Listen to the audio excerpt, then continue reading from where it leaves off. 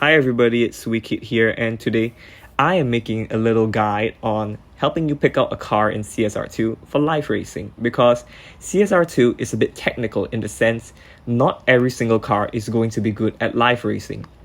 This isn't a game where you can just take a random car from your garage, upgrade it in a certain way, and hope for the best, because that's not going to get you very far in the game. And because the current Prestige Cup car, as pictured right here, the Huracan Strato by Lamborghini, is a surprisingly good live racer, and it genuinely shocked me because typically the Huracans just haven't been good, because we have had the Huracan Performante Spider, the Huracan Evo, and the Huracan Technica. These few Huracans have just been awful, but this one surprisingly is a very good live racer, and I've been unable to get all the fusion parts that I need, but with what I have, and since I have all the stage 6 parts, I have made it work so far. And as you can see right here, it has 2 stage 6s, and the rest are just either stock or partially upgraded. And this brings me to the first point on my little list that I have here on how you should get a car ready for live racing. The first thing is to obviously make sure it has a good PP to Evo ratio. As you can see in my Strato right here, it has 658 PP to 2186 Evo. And because the Evo is more than 3 times greater than the PP, it's going to lobby well most of the time. I will use this with an asterisk because I will dive into that later, because this car gets good lobbying, and as you can see, my other cars typically all have a tune like this, except the Valois, as you can see here, because I was doing something with that I cannot remember, but hey, that's what it is. But that's the rule number 1. Make sure your Evo is at least 3 times greater than your PP and you'll be set. But you should test the car beforehand, because one problem car, as you can see here on screen, is this super stock in the top right, because while it has 2023 Evo and 665 PP, you would assume that it would also get the lobby advantage that my other cars that you've seen here can get. But unfortunately, that car just doesn't seem to be able to do very well in live racing, because I've used it several times in lobbies, and I'm not saying using a car once or twice, but I've used it for a prolonged period of time for at least 20 races. And looking at the dyno, my enemies, I keep saying enemy, but my opponent's time he ran, and as well as the actual time I ran, because again, it's a bit complicated here, but the key to live racing in CSR2 is you want to run fast enough to win, but not fast enough to go under your dyno. So with the Charger, as you saw there, and as you can see, this guy is doing the same thing to me, it's a bit difficult because the gap between running fast enough to win but fast and beating your dyno is very small on that car. So it's as good as just not tuning it properly at all. And as you can see, this car is being pushed. I cannot remember the dyno right now because I just threw together a tune for testing. I believe it was 9.8, so I am still having some advantage, but it's just a bit reduced, it seems. But then again, this car has not been used in live racing yet, so looking at my opponent, 10.07, we just rounded off to 10.08.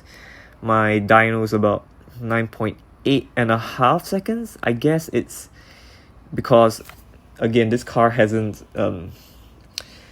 had much use, and as such, I guess the game is still trying to gather information about this. So this is another thing you have to keep in mind. Don't just take a car into live racing once, twice, and just chalk it up as, yes, this is good or this is bad.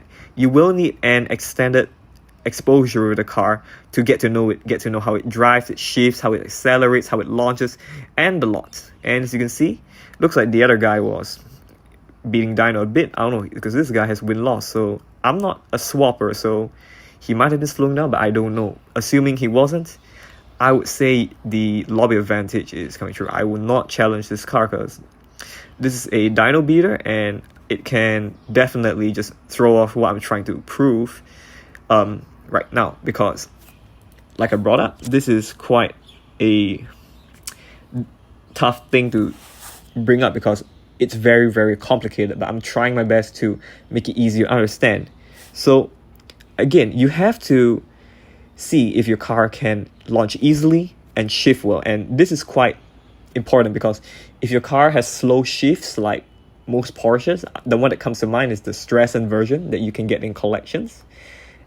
And it was a price 90 rewind because this car shifts very slowly. You can put stage 6 transmission on it, but it will still shift very, very slowly, and that's not what you want. Okay, this Dodge right here is a pretty good life racer, but again, I just didn't put enough Dodge Fusions on it, but it seems pretty promising. We'll see. His versus mine, because I've tuned mine to some degree, but he might have tuned his as well. And let's see. Okay. And we're just as fast. I would say, oh, he's running close to my dyno because I ran about 9.88 per the timer. 9.89. Yeah. Okay, so he's a well-tuned car, but alright, I still want that. So moving on. The next thing to consider about a car in CSR2 is, well, the last important thing that I would say is it easy to get parts for? Look at this guy on the right in the black car. That's a Brabham. Why do I keep saying Brabham? I mean Radford, because I just get those two confused so often. Anyway, besides that, the Radford is a very hard car to get parts for. And I'm talking about fusion parts because stage 6 parts are guaranteed. You will be able to open these parts crates if you go to Rare Imports and go to the parts tab. You have this, and if it's a Gold Star car, you can just open with keys. And if you open enough, you will get all stage 6s eventually. And that's why I say stage 6s aren't that big of an issue. But where the issue comes is red fusions, because red fusions just typically are very difficult to get, and when you do get them, it's almost always never the one you need. Because I've suffered through this with my Hyundai, the Envision, and I keep getting transmission parts, and I don't need any more transmission parts. I just need some red ones for the tires, but I haven't got any as of late. But it is what it is, and I've just put the car one side because Hyundai parts are, I wouldn't say hard to get, it's just the red ones, because you don't have many higher tier Hyundais besides the Vision and Envision. I believe that's the only tier 5 Hyundai. So let's recap right here. A car needs to have a good PP to EVO ratio. It needs to lobby well after extended use, at least 20 races from my personal experience. It has to be easy to launch, shift, downshift if you're trying to control your car. I will be diving into that a bit later. And it has to be easy to get parts for. And my BMW right here is a great example because I can easily buy the M235i or the M4 Coupe and strip those. And even if I didn't buy them, when I do open random crates, I will get a lot of those LB M4s because I've done the Tempest races, and I still get a lot of those M4s and M235i's anyway when I'm going for the Prestige Shop car. So I strip them and they give me parts. Not always red ones, but enough to build the car and have more left. So if there's another car, BMW, that's good, I can work on that too. So the next few factors are not so important, but I just thought I'd bring them up anyway. So point number 4, can you tune the car to be competitive in multiple lobbies? My BMW here is not the best example of that. Well, it can lobby in different lobbies. It tends to be most competitive in this 10.4-ish lobby. You can make it work in 10.0 and maybe 9.8, but at that point, I would just say use something else, because the Evo, the climax basically is around here, 2.1k, and I wouldn't go any higher than that because this tune is my little Goldilocks tune. Everything's all perfect, and I don't want to mess around with anything anymore. But one example I can give you right after this is definitely the Hennessy Venom F5. The F5 concept, in particular and the F5 Roadster, because no matter what PP level you have, provided you are able to get the transmission and tires to level 4 and 3 respectively, and you're able to put all the fusion parts on those, you can very well make the car lobby just almost any lobby. And that's why this car is one of the best in the game, and personally it's my favorite. If you ask me for performance, it just lobbies well. It has a crazy potential, because look, I can just put, let's say, body like this, and it will just jump. As you can see, look, I can do this, I can do this, I can do this, and it will just remain high above at least 2.5k, and that's really, really what you want in a car. As you can see, this is why the F5 is one of the most, and I would say maybe the most feared car in the game. And I myself don't often race it because of basically this. It can be tuned to dominate in every lobby, and where I'm concerned, I just want to win my races and get on with my day, not try and just push my car over and over and over again just to win the races. And see, I can just play with the tunes all day, and I will be able to just, how do I say, make the car just lobby extremely well. And that's, again, what you want in a car. But moving on to my next reason is, does the car look intimidating? And I'm using quotation marks here. Look at my F5 and you will see that it looks very aggressive. Like, this is not a direct performance thing, but it's a psychological aspect, I feel. If you look at it, it looks fearsome, it looks dangerous, and it looks like it's going to eat up your car. And this is why I feel this car gets rejected a lot, because I've taken it into multiple lobbies, and yes, it is a good car. And again, I will reiterate, it's one of the best in the game. Yet, you will get rejected a lot in this car, and this is the main reason why, because this car is very widely known, this and its concept counterpart. So as a result, people just know that, oh, that's a car that no matter where I go, it's just going to beat me, so I will refuse it. And it's not 100% truth, because people will still openly accept you if they don't know much of this car, or maybe they're just trying to knock out their races for the day for their RP, or they're trying to get their keys done. It could be that, but from my experience, this is why I don't really use my F5. Yes, it is really, really good, and if you had to get me to pick what's the best car in the game, my opinion, it would be this, because it can beat Dyno, high evo, and it lobbies well into multiple lobbies.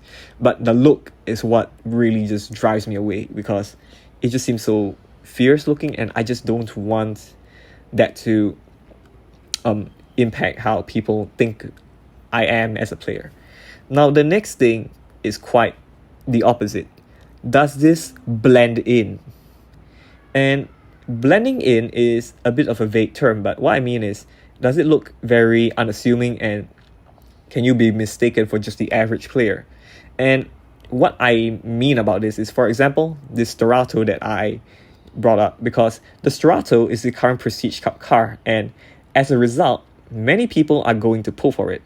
And as such, since I pulled for mine and I am using my live races, it does blend in. So when you see a Sterato, like, you're like, it's probably just like one of those. But as you can see, I just pulled a win on him, and boom, I've taken that victory. So as you can see, he might have mistaken me. I'm not sure. He might have been thinking, oh, this guy is going to Prestige Cup, he's just using it live. But nope, I've tuned mine to basically excel in live. I wouldn't say excel, but at least do well and be an alternative car that I can use every now and then, because yes, my BMW is a great car, but sorry about that. But I just sometimes want to drive something a bit different, just for variety. Not necessarily because I want something better, but just because I want to change. And I just thought about this midway. I didn't think about it before, but one thing, if you're going back to point, let me see my little list here. Basically, the first 2 points, 1 and 1B, being can it get a good EP to PP ratio and does it lobby well. One thing I will tack onto this is, can it beat Dyno? Because when you're beating Dyno, yes, you can get your car bumped, but sometimes you just want to beat Dyno, as you can see. For example, this car is 9.85, but if it, and I'm using if because this car doesn't really beat Dyno from what I see, if it could run a 9.7, I could keep that in my back pocket and really pull it out in an event where, let's say, my opponent raises a 200k bet because he's cocky. Well, I can just run under Dyno, take the money, and the next race I'll just lose, so I just throw the game off, and I will be going into that again towards the end of this guide, because that's another thing that I would find very important for keeping your car competitive long term, because it's not about just winning. Anyway, the last thing to consider when you're making a live car is it an elite car? Is it a purple star car? Or is it in collections? Because if you have one of these qualities, or maybe you combine them where you elite the car, it's purple star and in collections, you can make a lot of RP. And the perfect example I'll give is my M5 right here. Not his M5, my M5. Because this is in the Bavarian Thunder collection. And I have done the veteran challenge. So on top of my gold star RP bonus, I will get a bonus 3% RP for every race I win or lose in this car. And the reason why is, again, because of the collections. And while I wish it was a purple star cars don't actually get a, oh wait, no, I've made a mistake right here, because the 3% bonus, I believe it's for purple stars. Collections get a 5% bonus if you do the veteran challenge, and you have the car done. So as you can see, mine has the veteran challenge, so I'm getting bonus RP, and it's a small bonus, but if you're able to stack this, elite a car, and put it in collections, you have an RP making machine. And if you're in a crew, well, you can just make RP like it's nobody's business. And probably my favorite example, and the one I'll bring up, is the McLaren F1, because first of all, it's a purple star car, so automatically you get 5 stars plus the last 3% for it being purple stars, because every star on a car gets you 3% bonus RP. So 5 stars, 15%, and a purple star car, 18%. And on top of that, let's say the car's elite, that's 10% bonus. And if it's a collections car, 5% more. So that alone, 28%. And if it's a Legends car, which the McLaren F1 absolutely is, another 10%. So this is why the McLaren F1 is probably the most used car in the game, especially by win-loss players. You see those guys with win-loss in their name or the swap symbol. Why do they use the McLaren F1? This is because that car just makes RP like crazy.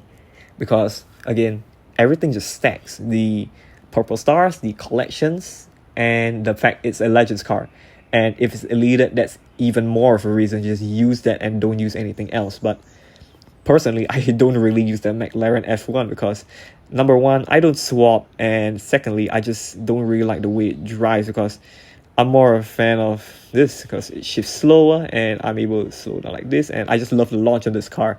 It's super easy. So going back to what I brought up about this, it's not a requirement, but it's just something nice to have, because as you just have seen, my M5 does make 1.6k RP per race. But as you can see, if I pull up the F1, as you can see, exclude the race pass because I bought that to get 6 million last season. But if you look at rare car, 18%, legendary bonus because it's a Legends car, 10%, collections, 5%. And I don't know what the others are, but EC series. But I do not elite the cars because for a really petty reason, because when you elite the car, the logo on the top, it loses the color and it turns into a bit of a platinum shade, and I just don't like that. So I did not elite my F1, unfortunately. And again, the F1 is another car just like the Venom F5, where there are people who just see it, lose against it, and like, I'm never racing that car ever again. So let me just try racing someone. Damn it. he challenged the unicorn, but I'll just wait for him. So yeah, and this will lead me into the last part of this guide, and that's basically keeping a car around long term, because it's one thing to get a car that's good at life racing. It can get good evo. It lobbies well. It's easy to drive. It's easy to get parts for. It's a huge RP maker, and it looks very unassuming. All these in mind, that's not the end of the story. What I want to bring up here is quite important, and if you stuck it out to this long, thank you so much for listening to me ramble about this game basically. But I just found that this is something I see a lot of people overlook in the game, and that's controlling your car. Because it's one thing to keep your car in the same lobby, and it's another thing to just don't care about anything and just run it out all out every single race and just get your car bumped. Because whether you believe it or not, this game is always watching you. Yes, this thing is basically like the Chinese government, but in a less sinister way. So the thing is that every single run that you make in a car, win or lose, the game is watching how fast you ran. And if it sees that you have been consistently running fast and close to your dyno every single race, it will keep this in mind, and maybe, it's not guaranteed, but maybe the next time you come into live racing, it will move you into a faster lobby. And this doesn't necessarily happen because you beat your dyno, didn't beat your dyno, as long as you set an average, because this game frequently resets your average, where it looks at the last, I would say, 15 races you ran, around there, and it calculates your average. It takes up all the times and it divides it by 15 and gets the average. And if it sees the average is okay, you remain. If it's, let's say, faster than it expects, it will move you. And this is why I would say a lot of people just complain about their cars just getting basically bumped. And this guy, he was in the, wasn't he with my M5 just now? Okay, let's just race him. Okay, I guess he's doing something, but never mind. So again, this is very important, and I will demonstrate right now, because unfortunately nobody wants to challenge my F1.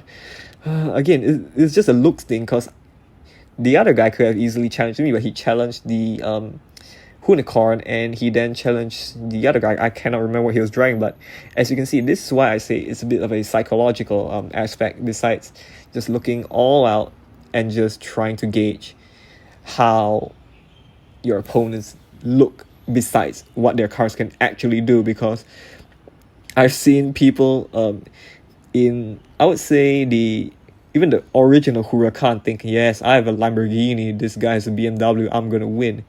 And unfortunately, they don't, because looks aren't everything in this game, because this game threw any sense of realism a long time ago. So you shouldn't be basing your views on just how a car looks, because for example, I can give on the top of my head the Audi RS7, the ABT RS7R, and the RS6, what's that thing called, the RS6R and the RS6 Sportback.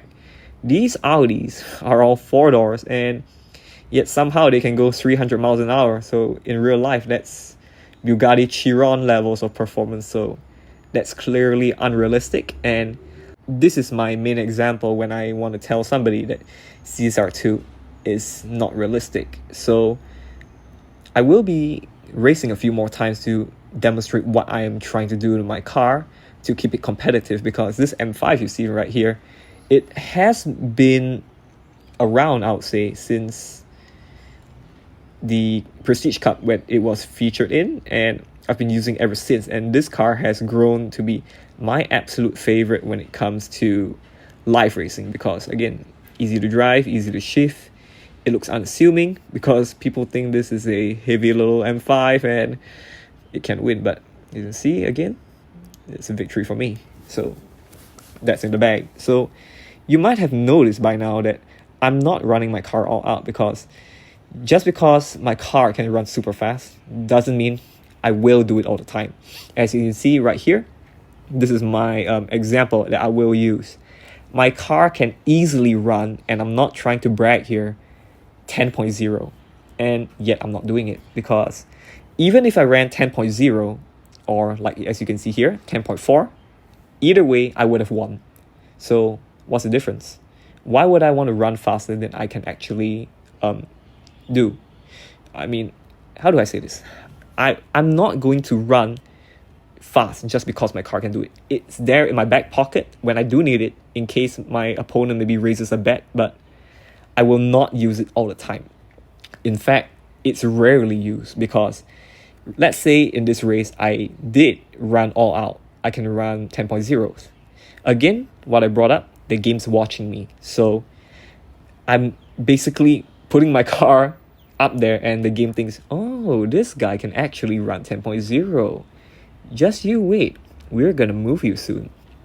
And when this happens, it's just not fun, because when the car gets bumped, basically it's a pain to get it down bumped. It's not the time, no, it's not the goal, I'll say. Yeah, it's basically a time thing, because down bumping a car requires you to lose races, and when you lose races, it's just very, very annoying, because you're not making RP, number one, and number two, it's very time consuming. And maybe if you don't have too much gold, it can waste a lot of gold, because depending how much you've bumped your car, it will take a certain amount of losing of races to get your car back to where it belongs, and it can be quite annoying. And my biggest example for this is the Z06 Corvette Stingray, a very old tier 4 car, because I tuned that improperly, and as such I kept beating my dyno and running faster than what the game was expecting, and as such it was bumped so much I had to excuse me, I had to basically spend over 100 races losing to get it reset to where it belongs. And unfortunately that car just got changed, so it just doesn't work anymore. But the story is there, it happened, and I'm just sharing my experience. So you need to practice with your car. I know it's a bit difficult, and it might sound like, oh, I can run fast, why shouldn't I do it? Well, my response to that is, do it for your car, for the sake of your car, not for you. Because again, do you want your car to just be competitive for maybe this week? Or do you want it to be competitive long term? And if I've proven anything, my M5 with this tune, and I've been rocking similar tunes just with a varying PP or Evo, and this car has remained in this lobby for nearly half a year, and it has been in thousands of races, because this is my highest mileage car at over 5,000 miles, and yet it's still here and it's not bumped. And the simple reason behind that is I always make that effort to downshift.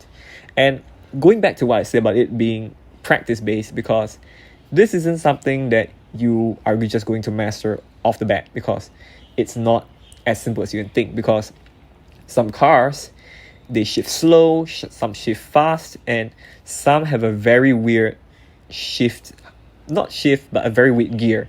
And the two that come to mind are the Cadillac CT5V Blackwing and the, what's it called? The Chevrolet Corvette Z06.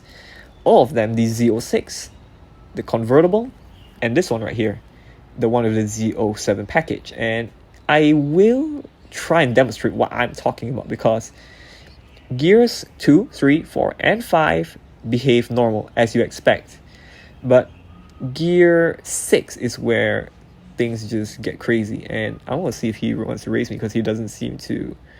Okay, he wants to. All right, great. Let me use this as an example. All right, let's go, because this car is one of the best in terms of Evo. All right, 1, 2, 3, 4, 5, and watch this. The 6th gear jumps a lot, so when I want to slow down, I cannot just slow the right way, because you see, if I do it too late or early, it just doesn't work as well. So it's a bit iffy, but it needs a bit of practice. So this car typically runs about 9.4. Again, I ran 9.8, so the game doesn't think this is a 9.4 car, because running your car out is also factored in by the game again. And I might sound like a broken record repeating everything, but it's just that important to keep in mind, because I have seen a lot of people, especially in those dyno beaters, and I don't like dyno beaters because you cannot make RP in those, even if you win, because basically you are just manipulating the dyno to get an advantage, an artificial advantage in lobbies, but at the end of the day, you're not making RP, and there's a very small window for you to win but not go under your dyno. Whereas with a car like mine, the window is much bigger. So while they might have maybe 100 millisecond window, I can have nearly half a second. And that's a big deal, because if you mistime it, you either win and beat your dyno or lose the race entirely. So this is why I mainly steer clear of those and stick to the classic high EVO, low PP cars, because this is how again, how the game tries to matchmake no matter what. But again, this is not everything. How you run your car is going to be a very important quality, because you can, you can, like, how do I say, run to not beat dyno, so you basically just over that, just a smidge, but it will still keep that in mind. So again, let me tell you, this car's dyno is about 10 point, what am I talking about? A bit below 10.0 because of the tune that I have. So if I keep running, let's say 10.1, even though 10.1 is above my dyno and I'm not being my dyno, this will just be kept in mind by the game. So I am going to get bumped, and it won't be immediate. The game is not going to be that obvious about it, but maybe the next time when I come back, I will find myself in a different lobby. And this is why I really don't run my car to its absolute fullest unless I'm racing for money. Because if I am racing for money, of course I want to win, so I will go all out. But if I'm just racing for RP and I can just lose a race, I'll just lose. And there are times, and it's not the most common, where I have given up bets to basically for my car's sake. Because if you want to check with me, would I win and beat dyno a lot, or would I give up 200k? And I would actually give up the 200k, because I do race a lot, so I can get the money back, and it's not like money is a problem. Sometimes I just do it for the laughs, but I will give up the money.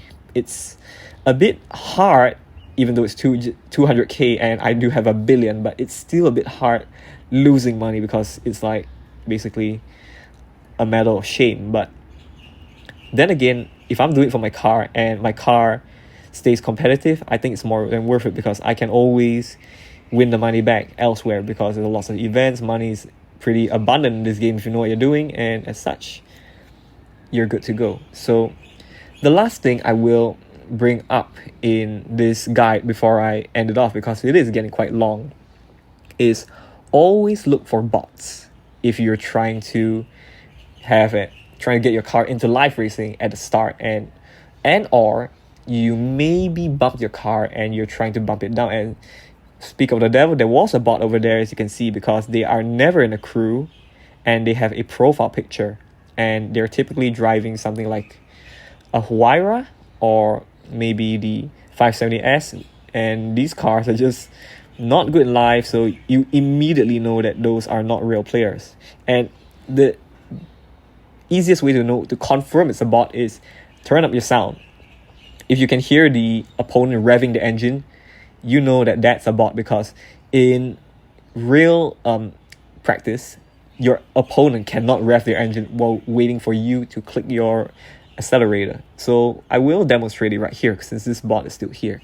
As you can see, profile picture, this generic name, not in a crew, a really crappy car from what I assume. And I will trim the video a bit, so only this part is sound, but you can hear. Heard it? Yeah, so that's what confirms this as a bot. And what I like about bots is, before I end off, as you can see, they run super slow. So my average, I would say, in run times, given that I've been running just fast enough to win, it's probably 10.8 10.4 at the fastest. But by doing this, I'm basically increasing the average a lot. As you can see, it's not going to immediately change my average to maybe 11 seconds. That's a bit ridiculous, but it helps, and there is a limit to how low you can go, and it will not immediately just put you. So you can run 20 seconds and lose, but the game's smart. It's not going to put you in a super slow lobby. It still keeps your PP and Evo in mind, but your PP and Evo, again, are the driving factor, and how you drive your car determines if you get bumped or not, because you can never get lower than this PP and Evo, what lobby you get placed in, but you can go higher, and going higher is what you don't want to do. If you get into a faster lobby, your car just loses all its competitive edge, and all of that was for nothing. So I do apologize that this guide has been really, really long, but I just wanted to basically give my perspective on live racing, because it's a really, really in-depth and nuanced topic, and it's not something that you can just describe in a few minutes and just call it a day. Because again, if you look outside of live racing, like I brought up just now with my little psychological parts about the F5 and F1 looking really intimidating, and that's why you might get refused a lot. This is something that I don't think I've seen anywhere else being talked about, but I just feel it does contribute.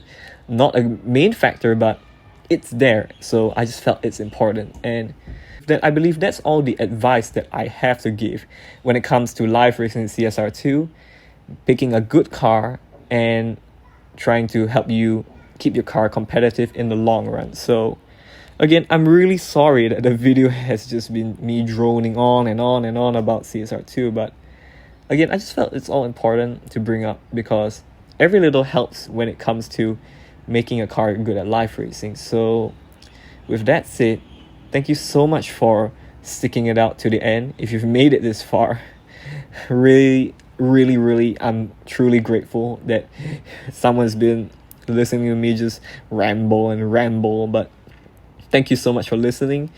If you have any comments, leave one. If you like the video, do leave a like. It helps the algorithm try and put my videos out there and help more people. And do subscribe so you're caught up to know whenever I post something new, be it the Prestige Cup time, a guide, or my views on a new event, or perhaps maybe a review on a Prestige Cup car, because the Storato was a pretty good live racer, and unfortunately it doesn't seem like we'll be getting any good Prestige Cup live racers anytime soon. So it's unfortunate, but with that, I believe this video will wrap up right here, and thank you so much for listening. I'll see you next time. Take care, everybody.